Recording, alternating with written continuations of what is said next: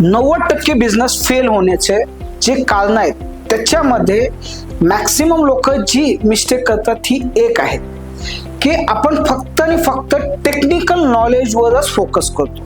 Suppose मी doctor आहे तर मी फक्त रोग निदान कसा होईल, रोगाची ट्रीटमेंट कशी होईल ह्याच्यावरच फोकस करतो. ह्याच्यामध्ये जर मी कमी पडलो तर माझ्याकडे पेशंट परत येणार नाही. पण दुसरी गोष्ट आहे, बिझनेस चालवायचा आहे म्हणजे मला हॉस्पिटल चालवायचं आहे, तर मला त्यासाठी बिझनेस नॉलेज असणं खूप गरजेचं आहे. जर माझं बिझनेस नॉलेज नसलं तर मग माझ्याकडं क्लिनिक चालवता येणं किंवा हॉस्पिटल चालवता येणं ह्याच्यामध्ये मी कमी पडणार आहे आणि त्याच्यामुळे 90% ऑफ द बिझनेस फेल होतात. हे फक्त आणि फक्त हॉस्पिटल पुरतंच मर्यादित नसून हा कुठलाही आर्किटेक्चरचा बिझनेस असू देत किंवा इंजिनिअरिंगचा असू देत, कॉम्प्युटरचा असू देत, प्रत्येक बिझनेससाठी ॲप्लिकेबल आहे.